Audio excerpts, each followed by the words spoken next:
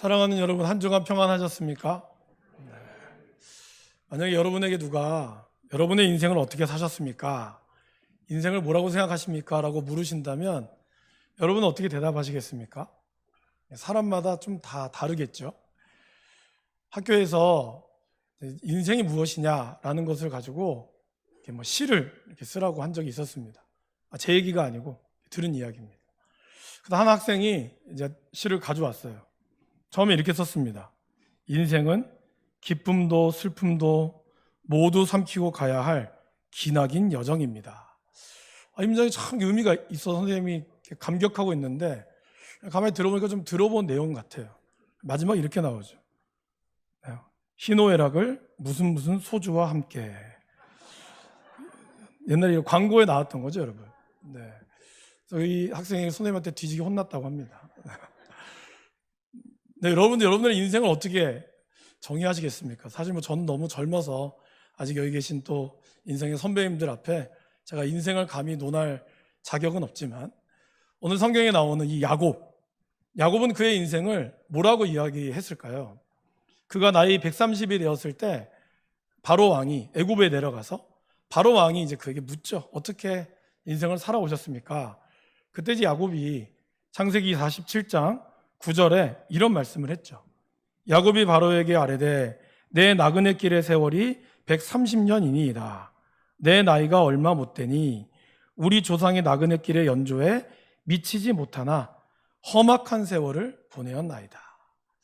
그는 그의 인생을 130년의 인생을 험악한 세월을 살았다라고 이야기하고 있습니다.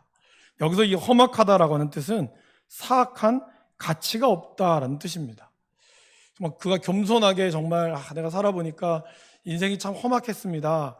단순히 어떤 겸손의 말은 사실 아닌 것 같습니다. 왜냐하면 우리가 야곱의 세월을 조금만 뒤돌아보면 그의 인생이 얼마나 고단했고 얼마나 힘들었는지를 잘 알 수 있기 때문입니다. 그런 야곱이 인생의 몇 번의 그런 어렵고 힘든 가운데서도 그가 이렇게 버티고 살아올 수 있었던 몇 번의 중요한 인생의 터닝 포인트라는 것이 있습니다. 그 중에 오늘 우리가 읽은 28장 말씀이 그의 인생의 가장 첫 번째 중요한 터닝 포인트라고 할 수 있습니다. 그 터닝 포인트가 어떤 것인지를 우리가 좀 살펴보기를 원합니다. 여러분, 야곱은 태어날 때부터 치열한 삶을 살았죠. 그는 어머니 뱃속에 있었을 때부터 그의 형 에서와 태중에서부터 싸웠습니다. 그래서 어머니가 리브가가 너무 고민을 했죠. 도대체 이 뱃속에서 왜 이렇게 태동이 심할까? 그것으로 인하여 걱정했을 때 하나님께서 그 리브가에게 나타나셔서 말씀하셨죠. 그 말씀이 바로 창세기 25장 23절 말씀입니다. 여호와께서 그에게 이르시되 두 국민이 내 태중에 있구나. 두 민족이 내 복중에서부터 나누리라. 이 족속이 저 족속보다 강하겠고 큰 자가 어린 자를 섬기리라 하셨더라. 그러니까 뱃속에서부터 하나님은 이 두 민족이 싸우고 그리고 큰 자가 작은 자를 섬길 것이다라고 예언을 하셨습니다. 그래서 태어나면서 형이 먼저 태어났죠. 에서가 붉은, 붉다라는 뜻의 이런 이야기와 함께 그것을 붙잡고 나왔죠. 그래서 발 뒤꿈치를 잡는 자, 그 이름이 바로 야곱의 이름이었습니다. 그 말은 단순히 발 뒤꿈치를 잡는다라는 뜻이 아니라 그의 인생이 그렇게 치열했다라는 것을 의미합니다. 여러분은 상식적으로 생각해도 여러분이 누군가의 발 뒤꿈치를 잡으려면 어떻게 해야 되죠? 내가 무릎을 꿇어야 됩니다. 그리고 그 사람이 발 뒤꿈치가 가만히 있겠습니까? 만약에 까딱 잘못했다가는 그의 뒤꿈치에 내가 얼굴을 맞아야 되는 상황입니다. 그러니까 그의 발 뒤꿈치를 가만히 보고 있어야 되고 그 사람의 앞을 보는 게 아니라 뒷꽁무니를 쫓아다녀야 했어요. 그리고 그거를 잡기 위해서 얼마나 그 사람의 움직임이나 행동 거지들을 잘 봐야 했겠습니까?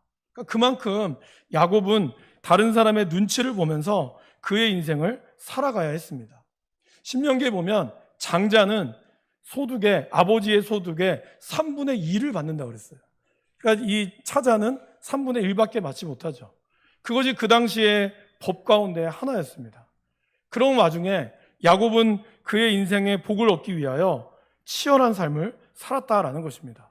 비록 하나님께서는 리브가를 통하여 둘째가 축복하겠다라는 말씀을 하셨지만 야곱 스스로 장자가 되기 위하여, 그러한 축복을 받기 위하여 그는 어마어마한 노력을 했다라는 것입니다. 그럼 여러분, 그 노력의 결과가 어떻죠? 그 노력의 결과가 바로 오늘 28장에 나오죠. 그의 부모를 떠나서 그는 브엘세바로 가야 했습니다.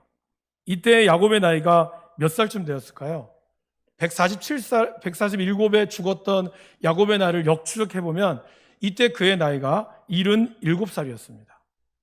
그의 아버지, 그의 할아버지 아브라함이 떠났던 나이가 75세죠. 그러나 적어도 아브라함은 75세에 가나안으로 떠났을 때는 하나님이 그에게 약속했습니다. 내가 너에게 축복하노라. 그러나 지금 야곱은 그의 할아버지의 나이대에 떠났지만 그가 떠난 이유는 뭐죠? 축복을 하기 위해서 떠난 것이 아니었습니다. 그는 장자의 권을 얻었는지는 모르지만 그 장자의 권의 인생에 꽃이 핀 것이 아니라 그로 인하여 그는 도망가야 되는 이러한 인생의 어려움을 보내야 했다라는 것입니다. 제가 지난주에 사막을 건너는 6가지 방법이라고 하는 책, 스티브 도나웨라는 책을 제가 여러분들에게 소개해 드렸습니다. 여기 망미도서관에 있습니다. 지금은 없어요. 제가 빌려갔거든요. 혹시 나중에 기회가 되시면 빌려보시면 아주 재미있는 내용인데, 그 책에 보면 이런 내용이 나옵니다. 인생의 길을 걸어가다 보면 아스팔트와 같은 길을 걸어갈 때가 있지만 언젠가 아스팔트가 갑자기 예고도 없이 끊길 때가 있습니다. 그러면 우리는 그 아스팔트 위를 끊긴 그 길을 넘어서 모래 위를 걸어가야 될 때가 옵니다 라는 얘기를 해요. 그것이 그가 살아왔던 인생의 여정 가운데 나타나는 거죠. 여러분, 우리도 그렇지 않겠습니까? 부모님의 어떤 사랑 가운데 우리는 아스팔트 길을 걸어왔습니다. 그런데 이제 결혼이라는 걸 통해서, 아니면 또한 여러분 인생의 새로운 시작을 위하는 그 길들이 근데 탄탄대로처럼 닦여져 있지 않아요. 어떻게 변할지 알 수가 없습니다. 갑자기 사업에 실패가 될 수도 있고요. 그리고 내가 기도하고 소원했던 것들이 무너지게 되는 그런 일이 생길 때가 있습니다. 그러한 모래와 같은 인생, 바로 야곱이 지금 그러한 길을 걸어가야 했다라는 것입니다. 광야를 떠나가는 이 여행이라는 것은 혼자 가는 일이 거의 없습니다. 왜냐하면 지금과 다르게 광야의 길은 매우 위험하고, 어떠한 낮에는 영상 40도 이상의 태양볕과 밤에는 영하 12도가 되는 그러한 추위와, 그리고 그 사막에 있는 뱀이나 전갈, 어떠한 위협이 도사릴 수 있을지 아무도 장담할 수 없기 때문입니다. 거기에 강도의 위험도 여전히 숨어져 있죠. 그런데 오늘 야곱은 어땠습니까? 그 옆에 아무도 없었습니다. 철저히 혼자였고, 여기서 야곱은 그가 어떠한 변고를 당해도 그에 대해서 소식을 전해줄 사람도 아무도 없었습니다. 여기서 하란까지, 브엘세바에서 하란까지의 거리는 약 800km나 됩니다. 자동차가 있었던 것도 아니고 오로지 걸어가야 되는, 오늘 성경에 보면 야곱이 말을 타고 갔다는 기록이 없어요. 그는 걸어서, 그리고 그의 형을 피해서 갑작스럽게 홀혈단신으로 떠나가야 했다라는 것입니다. 오늘 그가 멈췄던 곳은 약 110km 정도 된다고 합니다. 브엘세바에서 110km, 아직 8분의 7이라고 하는 8분의 1밖에 오지 않은 그러한 상황도 아마 야곱은 그냥 걸어왔을 거예요. 무작정 그가 안전한 길을 뿐만이 아니라 일단 자기 형을 피해서 아버지가 시키는 대로 가야 한다는 생각에 사로잡혀서 아마 3일길 내내 그는 정처 없이 걸어갔을 것입니다. 그리고 이제 이곳에 당도했죠. 머물 여관도 없었고 머물 곳도 없이 그는 너무나 피곤한 나머지 평평한 돌을 베개 삼아서 잠이 들었습니다. 그때 그에게 놀라운 광경을 펼쳐지는 그는 꿈을 꾸게 됩니다. 그 말씀이 12절, 13절 말씀이죠. 12절, 13절에 그는 세계를 봤다라고 얘기를 해요. 성경에는 본즉이라고 표현하는데 사실은 이거의 정확한 뜻은 감탄사입니다. 그래서 이걸 좀 더 표현해 보면 이 뜻은 이렇습니다. 와, 봐라, 사다리다. 우와, 천사야. 우와, 하나님의 여호와를 내가 봤어. 그러한 감탄사를 그는 꿈 가운데 쳐다봤습니다. 놀랍게도요, 이 사다리가 밑에서부터 올라온 사다리가 아니에요. 위에서부터 밑으로 내려온 사다리입니다. 여러분, 이건 굉장히 중요한 의미가 있습니다. 하나님께서 인간이 바벨탑을 쌓을 때는 어떻게 시작했죠? 밑에서부터 위로 올라갑니다. 사실 우리의 인생은요, 밑에서부터 시작해서 위로 올라가는 인생이 되기를 다 원합니다. 그죠?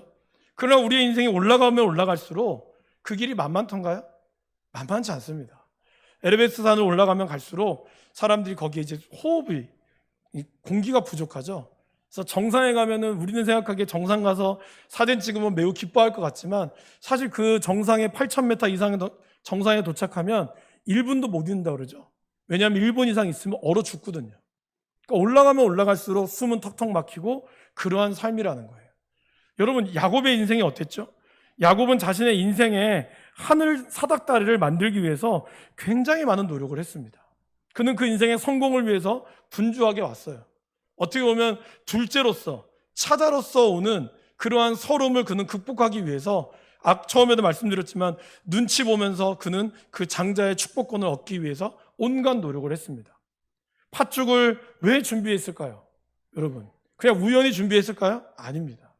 형이 배고픈 걸 알고 그 배고픔 가운데 그 장자의 축복권을 얻기 위해서, 장자의 명분을 얻기 위해서 그는 형이 사냥하고 돌아올 끝에쯤에 아주 배고파서 정말 힘들 그때쯤에 좋은 냄새를 피워서 그에게 팥죽 한 그릇으로 장자의 명분을 샀다라는 것입니다.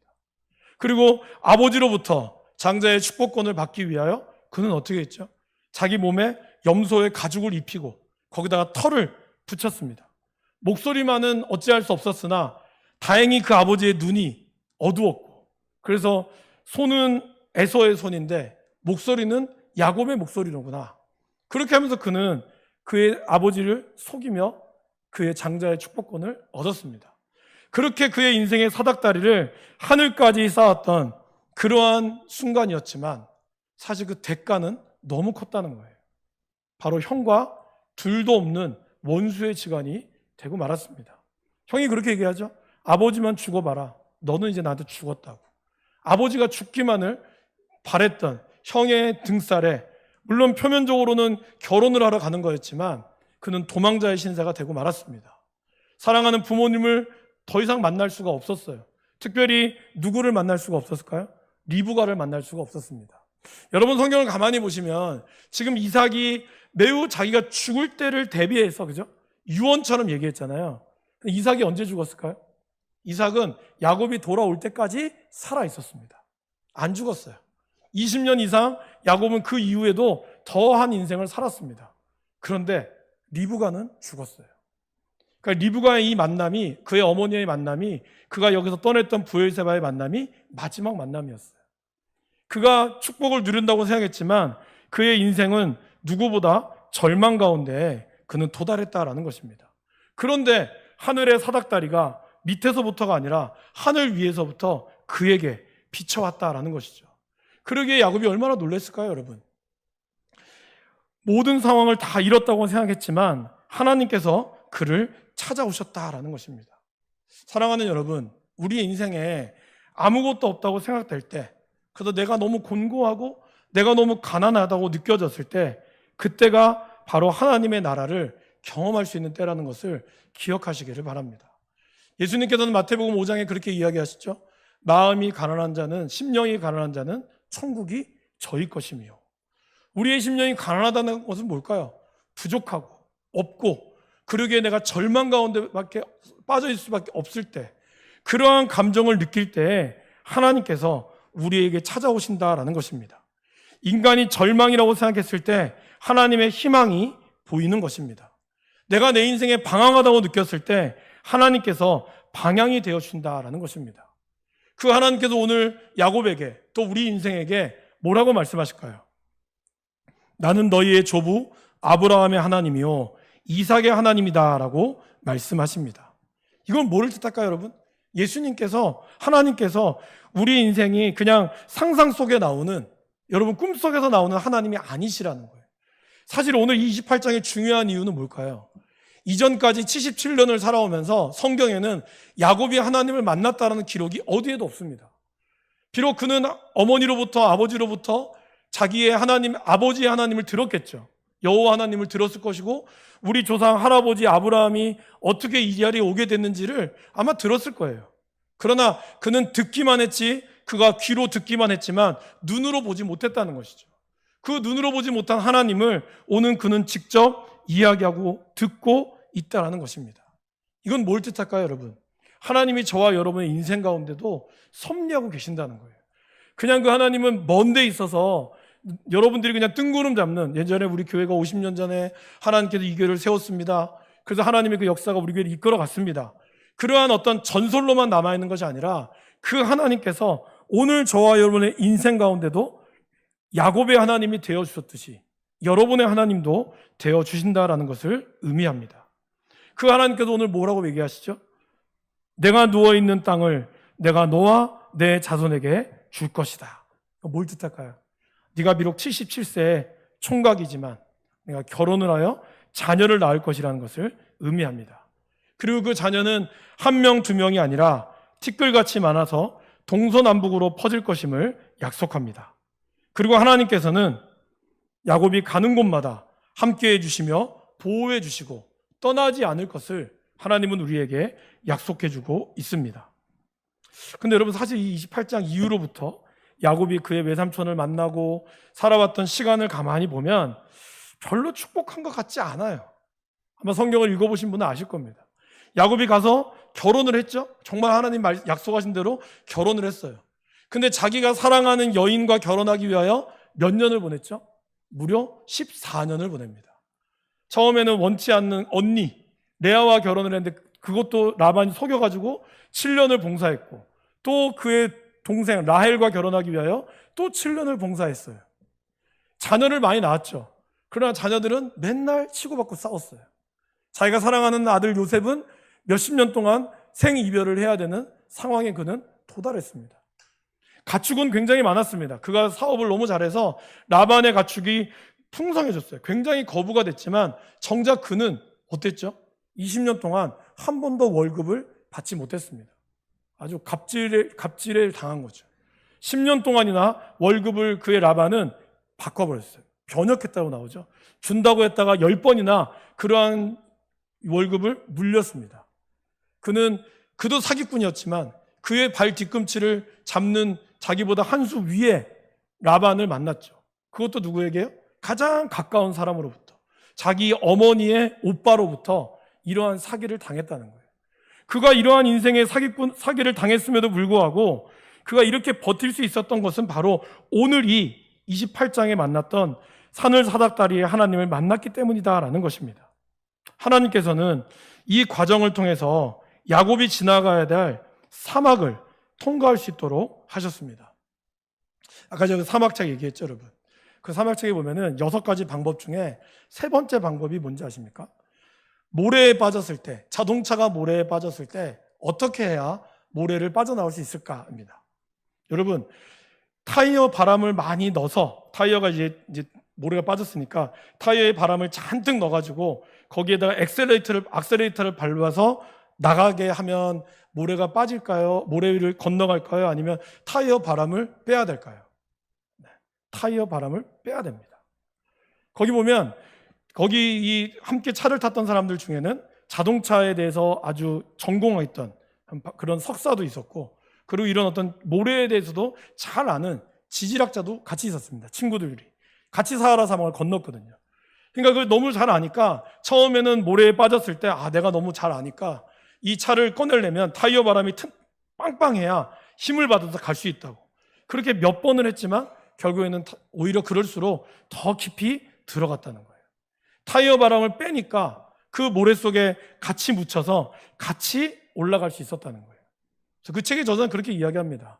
우리 인생에 모래와 같은 깊은 수렁에 빠질 때 그때 우리들은 자꾸 우리의 힘을 더 주려고 합니다. 그러나 그럴수록 우리는 모래에 빠져들어가는 것을 경험하게 된다는 것입니다. 그럴 때는 어떻게 해야 될까요? 타이어 바람을 빼야 한다는 겁니다.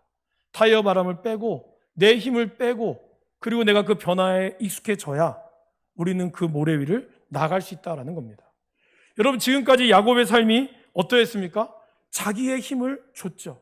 자기의 머리와 자기의 지식으로 자기가 받는 축복을 누리기 위하여 애썼어요. 그런 조마조마한 인생을 그는 살았습니다. 그런데 하나님이 그를 만나주신 거예요. 만남으로써 그의 인생은 사실 피진 않았어요. 당장에는 그는 험악한 세월을 살았습니다. 남은 그의 인생이 그랬어요. 하지만 하나님이 이걸 통하여 뭘 보여주실까요? 바로 우리의 인생이 주인이 누구이냐, 야곱의 힘을 빼게 해주심으로써 하나님은 세상의 자랑을 먼저 주는 것이 아니라 하나님께서 인생의 주인 되심을 먼저 알게 하신다라는 것입니다. 여러분, 우리 인생이 착하게 살아서 복받고 나쁘게 살아서 힘든 것이 아닙니다. 솔로몬은 전도서를 쓰면서 그렇게 이야기했죠. 내가 살아보니까 나쁜 짓을 했는데 복받는 사람이 있고 선한 행동을 했는데도 벌을 받는 의인이 있더라. 그것이 그의 인생 깨달은 바예요. 내가 열심히 일했지만 오히려 이거를 다른 사람이 가로채가는 경우도 있고 아무것도 안 했는데 내가 어부지를 받는 경우가 있다라는 겁니다. 왜 그럴까요, 여러분? 그 사람이 착하고 그 사람이 악해서 그런 단순히 인과응보의 문제였을까요? 그렇지 않습니다. 제가 2주 전에 말씀드렸듯이 사실 우리 인생길 자체가 힘이 드는 거죠. 부자라고 해서 다 평안하지 않습니다. 가난하다고 해서 다 힘들지 않습니다.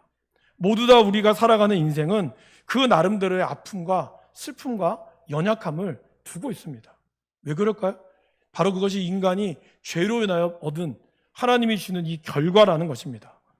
이러한 고단한 인생에서 이길 힘은 나의 머리나 나의 지식이 아니라 하나님이시라는 것을 하나님은 오늘 야곱에게, 우리 인생에게 보여주고 있다라는 것입니다. 그러기에 인생의 진정한 복은 세상적 축복 이전에 하나님을 깊이 알아가는 것임을 우리가 잊어서는 안 된다라는 것입니다. 하나님 오늘 이 야곱의 인생에게 축복하시지만 그 축복의 인생은 우리가 생각하는 축복 너머에 하나님이 주시는 힘을 빼는 과정을 우리에게 주셨다라는 것입니다. 여러분들, 야곱이 자기가 잘해서 지금 이 환상의 축복을 버는 걸까요? 사실 야곱은요, 오늘 현대로 치면 뭐죠? 사기치고 도망가는 겁니다. 그렇잖아요. 아버지한테 사기쳤죠? 형한테 사기쳤죠? 아버지가 고발하면 끝장나는 겁니다. 그러면 적어도 하나님이 야곱에게 와서 너 왜 사기쳤냐? 너 왜 네 아버지 앞에 순종하라고 가르쳤는데 너는 왜 그렇게 살았냐? 그래서 그게 벌 주셔야 맞아요. 그런데 오늘 하나님은 그의 인생을 축복하기 위하여 하나님이 오셨다라는 것입니다. 아까 제가 위에서부터 사닥다리를 내렸다 그랬죠. 그게 뭘 의미할까요? 우리 인생이 아무리 내 스스로가 사닥다리를 쌓으려고 해도 하나님께 도달할 수 없고 오직 하나님의 위로부터 내려오는 그 사다리만이 우리가 하나님의 은혜를 누릴 수 있다라는 것입니다. 저와 여러분들이 아무리 하나님을 찾으려고 해도 우리는 하나님을 찾을 수가 없습니다. 하나님이 그분이 우리 가운데 계시하실 때만이 우리가 만날 수 있다는 거예요. 그러나 감사하게도 하나님은 성경에서 약속하시죠. 나를 간절히 찾고자 하는 자는 내가 만날 것이라고. 근데 하나님의 그 무조건적인 사랑이 저와 여러분들을 택하여 주셨다라는 것입니다. 오늘 야곱은 이 엄청난 꿈을 꾸고 잠이 깼어요. 단순한 꿈이 아니라는 것을 알았습니다. 그냥 너무 피곤하니까 자기가 환상 중에 부자가 되고 싶으니까 보여주는 그 꿈이 아니었어요. 진짜 하나님을 만난 것이죠. 그래서 그는 16절에 이야기하죠. 여호와께서 여기 계시거늘 내가 알지 못하였도다. 그리고 이곳은 다름 아닌 하나님의 집이요 이는 하늘의 문이로다. 하나님은 먼데 계신 것이 아니란 걸 알았다는 거예요. 사실 하나님은 늘 야곱의 곁에 있었어요. 그러나 야곱이 몰랐어요. 왜 몰랐을까요? 자기 자신이 너무 강했기 때문에. 내가 내 인생의 성공에, 내가 내 인생을 내가 이루어가겠다는 책임감이 너무 강했기 때문에 그는 주변에 하나님을 볼 수 없었습니다. 여러분, 복음서에 그런 내용 아시죠? 혈루병 걸린 여인이 예수님이 오신다는 얘기를 듣습니다. 그러면서 그가 뭐라 그러죠? 내가 그분의 옷자락만 만져도 내가 병이 나을 수 있다라고. 근데 정말 그 옷자락을 나니까 혈루의 근원이 나갔어요. 근데 예수님이 뭐라 그러죠? 누가 내 능력을 나에게서 나갔다. 그때 거기에는 제자들을 비롯하여 뭐라 그러죠? 주님, 이렇게 많은 사람이 다 예수님의 옷자락을 만집니다. 근데 어떻게 이렇게 주님 참 민감하시네. 이렇게 했다는 거죠. 그런데 예수님은 알았다는 거예요. 여러분, 오늘 수많은 예수님이 저와 여러분과 함께 하시면서 여러분의 인생에 예수님의 옷자락을 우리는 만지며 스쳐 지나가고 있어요. 근데 우리는 그 예수님을 느끼지 못해요. 왜 그럴까요? 안 계셔서가 아닙니다. 우리가 그분을 간절히 만나고자 하는 마음이 없기 때문이라는 것이죠. 우리가 주님을 간절히 보고자 할 때 하나님은 그 인생 가운데 나타난다는 것이죠. 제가 지난주 말씀드렸죠. 우리가 팬으로 남을 것인지 제자로 남을 것인지. 팬은 그냥 내가 좋아하는 대로 예수님은 그냥 무리 속에 들어가서 말씀 들을 수 있습니다. 여기 계신 모든 분들이 다 말씀을 들으며 또 하나님 기뻐할 수 있습니다. 그러나 팬으로 남으면 그냥 팬으로서 받아지는 그냥 그러한 즐거움, 그것으로 끝나겠지만 여러분들이 정말 예수님의 옷자락을 만지기만 해도 내가 은혜 받을 수 있고 내가 복 받을 수 있다라고, 오늘 야곱처럼 이 꿈이 하나님이 나에게 주신 꿈이라는 것을 알고 나아간다면, 우리가 제자로서의 삶을 살아간다면 하나님이 우리에게 주시는 놀라운 은혜를 경험하게 된다는 것입니다. 그거는 팬으로서 느끼는 그냥 경험과는 차원이 다른 거예요. 그분의 제자로서의 삶은 우리의 인생을 완전히 바꾼다라는 것입니다. 그러면 제자의 삶의 특징은 뭘까요? 오늘 야곱은 그걸 보여주죠. 바로 경외함입니다. 오늘 17절 말씀에 이렇게 이야기하죠. 이에 두려워하여 이르되 두렵도다 이것이요. 그는 왜 여기가 두려웠을까요? 바로 하나님에 대한 경외감 때문이에요. 나도 모르게 이곳이 나에게 너무나 위대하고 두렵다는 것을 알았다라는 것입니다. 그리고 이러한 경외함이 있는 사람은 어디까지 갈까요? 하나님을 예배하는 자리로 나아간다라는 것입니다. 오늘 야곱은 이렇게 꿈을 꾼 후에 아침에 일찍이 일어납니다. 그리고 그곳에 자기가 세웠던 이 돌베개를 위에 세워서 기름을 붓고 그곳을 베델이라고 이야기합니다. 그리고 그곳에 하나님을 예배하죠. 베델은 무슨 뜻일까요? 하나님의 집이라는 뜻이죠. 이곳이 하나님의 집이라는 사실을 그는 고백하고 있는 거예요. 여러분, 루스가 무슨 뜻인지 아십니까? 여기 보면 참 재미있는 사실은 오늘 성경 기자는 19절에 이 성의 옛 이름은 루스라고 이야기합니다. 왜 옛 이름이라고 표현할까요? 하나님을 만난 그의 인생은 이제 이전의 모든 것은 다 지나가 버린다는 뜻이에요. 이곳이 지금까지는 루스였으나 이제 하나님을 만나기로 인하여, 만남으로 인하여 그의 인생은 루스의 인생이 아니라 베델의 인생이 되었다는 겁니다. 루스란 이름의 뜻은 악하다라는 뜻이에요. 어떻게 보면 그의 인생이 다른 사람의 발 뒤꿈치를 잡는 그러한 악하고 잘못된 인생을 살았는데 하나님이 그에게 내려옴으로 이제 그가 하나님을 만남으로 그의 인생이 바뀌었다는 걸 의미합니다. 그러기에 성경 기자는 여기서 루스라는 이름을 넣고 있다는 겁니다. 저와 여러분들이 어떠한 인생을 살았던지 간에, 또 지금 우리가 외롭고 힘든 인생의 사막을 걸어가고 있지만 그 하나님께서 야곱에게 찾아오셨듯이 하나님께서도 저와 여러분의 인생 가운데 찾아와 주실 것입니다. 그분을 여러분들이 의지할 때 하나님이 찾아오셔서 여러분들에게 이렇게 말씀해 주실 것입니다. 여러분 가슴에 손을 한번 얹어 보실까요? 그리고 오늘 15절 말씀, 이 말씀을 우리가 함께 여러분들의 이름을 넣어서 축복하실까요? 저를 따라해 보시겠습니다. 하나님께서, 여러분의 이름을 넣으세요. 재욱이와 함께 있어서 재욱이가 어디로 가든지 재욱이를 지키며 재욱이를 이끌어 이 땅으로 돌아오게 할지라. 하나님께서 재욱이에게 허락한 것을 다 이루기까지 재욱이를 떠나지 아니하리라. 아멘. 이 축복이 여러분들에게 임하기를 바랍니다. 우리와 함께 하신 하나님, 우리를 지키시는 하나님, 우리를 떠나시지 않으시는 하나님의 약속을 신뢰하시며 저와 여러분들이 이 인생의 사막과 같은 인생길을 할지라도 넉넉히 걸어가게 될 줄 믿습니다. 함께 기도하겠습니다.